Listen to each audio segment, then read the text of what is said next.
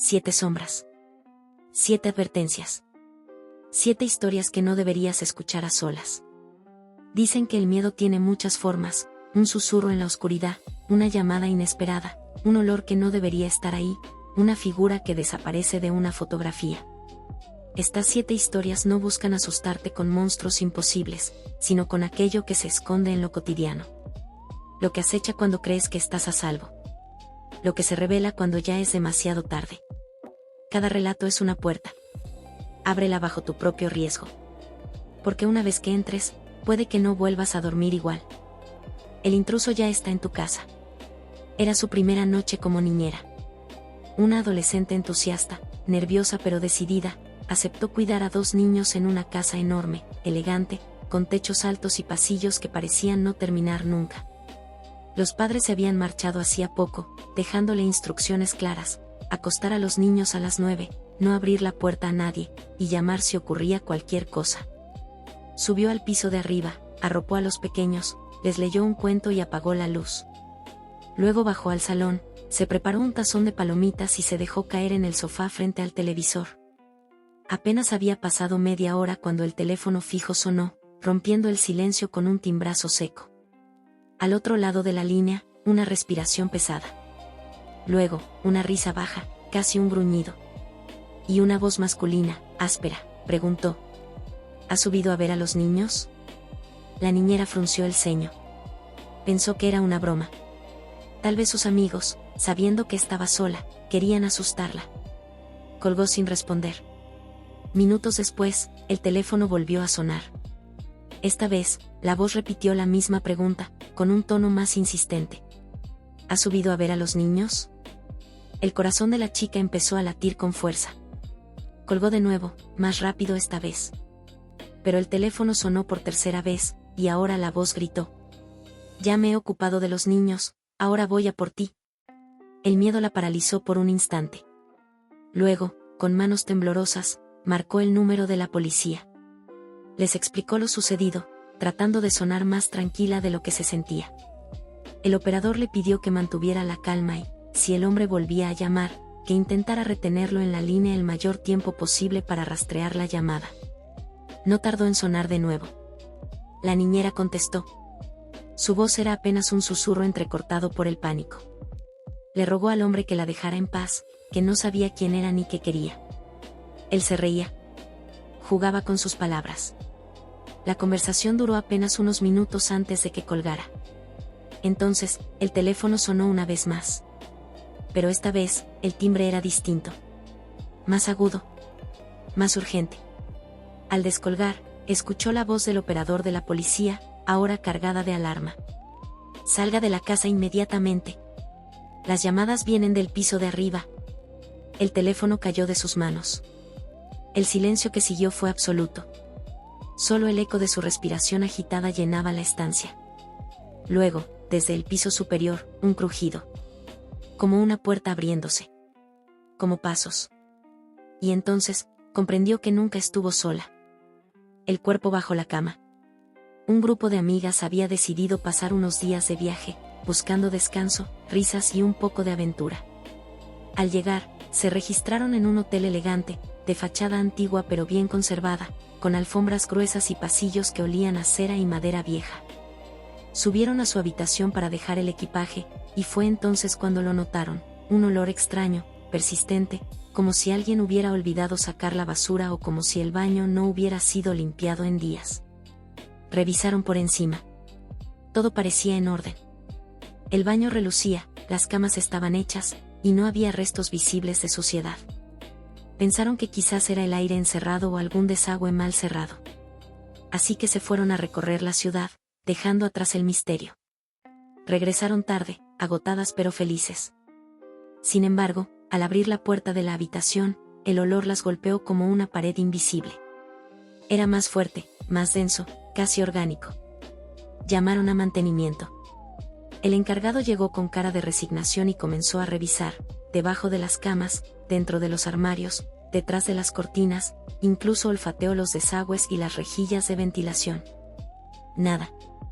No encontró la fuente. Decidieron limpiar la habitación con productos perfumados, rociaron ambientador en cada rincón y encendieron la ventilación al máximo. El hedor quedó enmascarado, al menos por unas horas. Agotadas, se metieron a la cama. Una de ellas, como acostumbraba en los hoteles, escondió su cartera debajo del colchón, por seguridad. La noche transcurrió sin sobresaltos. Todas durmieron profundamente, hasta que los rayos del sol se colaron por las cortinas y caldearon la habitación. El olor, lejos de disiparse, se había intensificado. Era nauseabundo, casi insoportable. Una de las chicas, ya irritada, volvió a llamar a mantenimiento. Luego, indignada, llamó al director del hotel.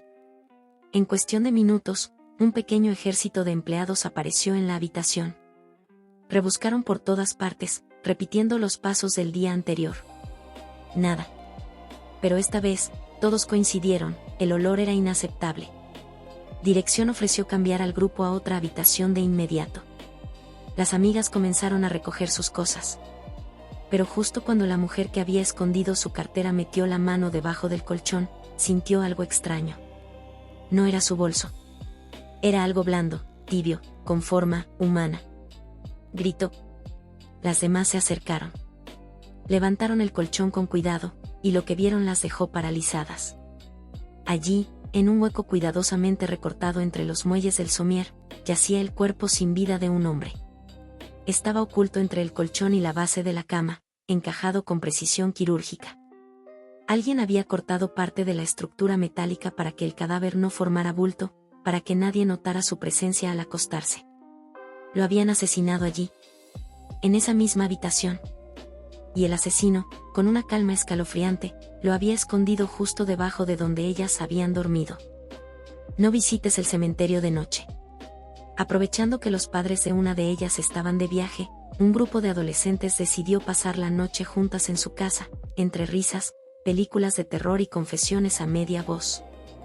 Cuando las luces se apagaron y el murmullo de la ciudad se volvió un eco lejano, comenzaron a contarse historias de miedo, como si quisieran probarse unas a otras hasta donde llegaba su valentía. Fue entonces cuando alguien mencionó al viejo del cementerio. Lo habían enterrado hacía apenas unos días, en una tumba solitaria al final del camposanto. Se decía que había muerto de un ataque al corazón, pero los rumores eran otros.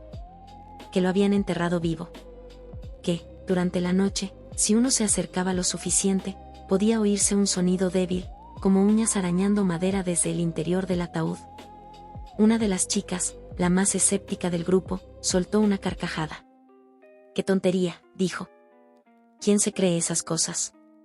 Las demás se miraron, y como suele pasar en esas noches de osadía adolescente, alguien lanzó un reto: «Si no te da miedo, ve tú sola al cementerio. Clava esta estaca de madera sobre su tumba. Así sabremos que fuiste». La chica aceptó. Tomó la estaca, se puso una chaqueta sobre el pijama y salió por la puerta con una linterna en mano. Las demás la vieron alejarse por la ventana, envuelta en la neblina que empezaba a colarse entre los árboles. Volvieron a la habitación, apagaron la luz y esperaron. Al principio bromeaban, imaginando su amiga tropezando entre las lápidas o asustándose con su propia sombra. Pero el tiempo pasó. 1 hora. Luego otra. Y el silencio se volvió espeso, incómodo. Nadie se atrevía a salir a buscarla. Se quedaron despiertas, los ojos abiertos en la oscuridad, escuchando cada crujido de la casa como si fuera un presagio. Al amanecer, la chica seguía sin aparecer. Esa misma mañana, los padres regresaron a casa y, al enterarse de lo ocurrido, corrieron al cementerio junto con las demás familias. La encontraron allí, tendida sobre una tumba recién cubierta, el rostro pálido y los ojos abiertos de par en par, congelados en una expresión de terror absoluto. La estaca estaba clavada en la tierra, pero también atravesaba el borde de su falda. Los adultos reconstruyeron lo que había pasado. Al agacharse para cumplir el reto, la chica no se dio cuenta de que su ropa había quedado atrapada bajo la estaca. Cuando intentó levantarse y sintió que algo la retenía, su mente hizo el resto. En la oscuridad, sola, sobre la tumba de un hombre que, según la leyenda, aún arañaba desde dentro, creyó que una mano fría la había sujetado. Murió en el acto. No por violencia. No por fantasmas. Murió del susto. Desde entonces, nadie se atreve a bromear con esa historia. porque en el cementerio aún puede verse la estaca clavada, y a veces, dicen, se escucha un leve arañazo bajo tierra. No mires bajo la cama. Esta es la historia de una joven a quien llamaremos Ana. Desde pequeña, Ana había tenido un miedo profundo a la oscuridad. No era solo temor a lo desconocido, era una sensación viscosa, como si algo la observara desde las sombras cada vez que apagaban la luz. Sus padres intentaron todo, luces nocturnas, cuentos reconfortantes, puertas entreabiertas, pero nada funcionaba. Hasta que un día, adoptaron un perro. Era un cachorro de orejas caídas y mirada noble. Ana lo llamó Kobe, y desde la primera noche, él se convirtió en su guardián. Kobe dormía bajo la cama, y cuando el miedo se apoderaba de ella, Ana solo tenía que extender la mano hacia el borde. Entonces, Kobe la lamía con ternura, como si le dijera sin palabras, estoy aquí. No pasa nada. Así, noche tras noche, Sara aprendió a dormir en paz. Los años pasaron. Ana creció, se mudó a su propio departamento, y Kobe envejeció a su lado. Aunque ya no era una niña, mantenía la costumbre, cada noche, antes de dormir, extendía la mano hacia el borde de la cama, y Kobe, fiel como siempre, la lamía suavemente hasta que ella se sumía en el sueño. Una noche cualquiera, mientras se preparaba para dormir, la radio encendida lanzó una alerta inquietante. Cerca del pueblo, las autoridades buscaban a un asesino extremadamente peligroso. Se recomendaba cerrar puertas y ventanas, y no salir bajo ninguna circunstancia. Ana escuchó la noticia con atención, pero no sintió miedo. Estaba en casa. Estaba con Kobe. Se metió en la cama, apagó la luz, y como siempre, extendió la mano. Sintió la lengua cálida de Kobe lamiéndola con calma. Sonrió. El mundo podía ser un lugar aterrador, pero en su habitación, bajo su cama, todo estaba bien. Durmió profundamente. Al amanecer, algo la inquietó. Su mano seguía húmeda. ¿Kobe había estado lamiéndola toda la noche? Era extraño. Se incorporó lentamente, con el cuerpo aún pesado por el sueño, y bajó la vista al suelo. Kobe yacía allí, inmóvil. Muerto. Su cuerpo estaba rígido, y una mancha oscura se extendía bajo él. Ana sintió que el aire se le escapaba. El corazón le retumbaba en los oídos. Lentamente, giró la cabeza hacia el borde de la cama. Y entonces lo vio. Una mano pálida, huesuda, se asomaba desde debajo del colchón. Y antes de que pudiera gritar, una lengua áspera volvió a rozarle la piel. No era Kobe, era el hombre que buscaba a la policía lamiendo su mano. El chico del campamento. Hace muchísimo tiempo, cuando los campamentos aún eran rodeados por bosques densos y el fuego era la única luz en la noche, solía aparecer un joven extraño. Nadie sabía de dónde venía ni cómo había llegado, pero todos lo llamaban Mario. Su presencia era desconcertante, hablaba poco, observaba demasiado, y parecía disfrutar sembrando el caos entre los demás campistas. Robos, peleas, incendios menores, todo ocurría cuando él estaba cerca. Finalmente, tras un incidente que nadie quiso detallar, fue expulsado del campamento. Se marchó sin decir palabra, pero con una mirada que heló la sangre de quienes lo vieron partir. Desde entonces, se dice que Mario juró vengarse. No por días. No por años. Por toda la eternidad. Aunque aquello ocurrió hace generaciones, los rumores persisten. Algunos afirman que Mario sigue visitando los campamentos, especialmente aquellos donde los niños se burlan de las leyendas o desafían las reglas. Su llegada nunca es directa. Primero, se escucha un sonido lejano, como un tambor que retumba en el corazón del bosque. Tum, tum, tum, al principio suave, casi imperceptible. Luego más fuerte, más cercano. Como si algo se acercara arrastrando siglos de rencor. Y cuando el tambor cesa, comienzan los verdaderos horrores. Al despertar, algunos niños han encontrado marcas en sus cuerpos. Una letra M, trazada en rojo intenso, como si hubiera sido pintada con rabia. A veces aparece en la frente. A veces en el pecho. A veces en la palma de la mano. Siempre fresca. Siempre con olor metálico. Siempre con la certeza de que no fue tinta. Los monitores intentan calmar a los pequeños, atribuyendo las marcas a bromas pesadas o sueños agitados. Pero los más antiguos del lugar saben que no es así. Saben que cuando el tambor suena y la letra aparece, Mario ha regresado. Y que su venganza aún no ha terminado. Golpes en la carretera. Una familia compuesta por 2 niños pequeños y sus padres viajaba por carretera rumbo a su casa cuando el coche sufrió una avería. Ante la imposibilidad de continuar, los adultos decidieron salir en busca de ayuda, dejando a los niños dentro del vehículo con la radio encendida para entretenerlos. La noche cayó lentamente, envolviendo el entorno en sombras, y los padres aún no regresaban. Fue entonces cuando, entre la estática de la emisora, se coló una noticia alarmante: un peligroso asesino se había fugado de un centro penitenciario cercano a la carretera donde está su auto. Y las autoridades pedían a la población extremar las precauciones. Las horas se deslizaban lentas, pesadas, y los padres seguían sin volver. Dentro del coche, los 2 niños esperaban en silencio, envueltos por la oscuridad y el zumbido lejano de la radio. De pronto, un sonido seco rompió la quietud: poc, poc, poc. Algo golpeaba el techo del vehículo. Al principio, los golpes eran espaciados, casi tímidos.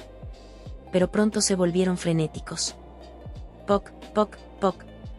Cada impacto resonaba como un tambor de guerra sobre sus cabezas. Aterrados, los niños no pudieron soportarlo más. Abrieron la puerta y salieron corriendo, sin mirar atrás. Bueno, no todos. El mayor, impulsado por una mezcla de curiosidad y miedo, giró la cabeza. Y ojalá no lo hubiera hecho.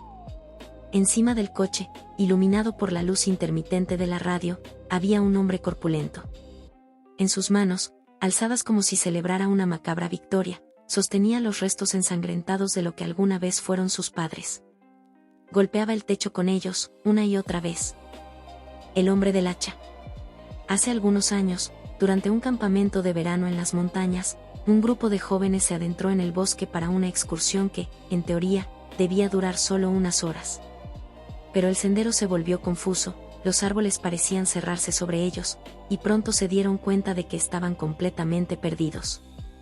Sin señal en sus teléfonos y con la luz del día desvaneciéndose, comenzaron a desesperarse. Fue entonces cuando lo vieron, un hombre solitario, de aspecto rudo, emergiendo entre los árboles. Llevaba una chaqueta raída, botas cubiertas de barro seco y, a la espalda, un hacha oxidada que colgaba como una sombra. Su presencia los puso en alerta. Algo en su mirada, en su silencio inicial, les erizó la piel. Pero no tenían muchas opciones. Con voz temblorosa, uno de los chicos se atrevió a preguntarle si conocía el camino de regreso al pueblo más cercano. Para su sorpresa, el hombre sonrió. Su voz era grave pero amable, y su actitud, lejos de ser amenazante, resultó extrañamente reconfortante. Dijo llamarse Edelmar, y se ofreció a guiarlos de vuelta. Durante el trayecto, charló con ellos, les contó anécdotas del bosque y hasta bromeó con los más nerviosos. Cuando por fin llegaron al borde del pueblo, Edelmar se despidió con una inclinación de cabeza. Antes de marcharse, accedió a tomarse una foto con el grupo, como recuerdo de aquella extraña pero afortunada coincidencia. Ya en el pueblo, los jóvenes contaron su aventura y mencionaron al hombre que los había ayudado. Dijeron que se llamaba Edelmar, y que llevaba un hacha a la espalda. Pero al escuchar ese nombre, los rostros de los lugareños se ensombrecieron.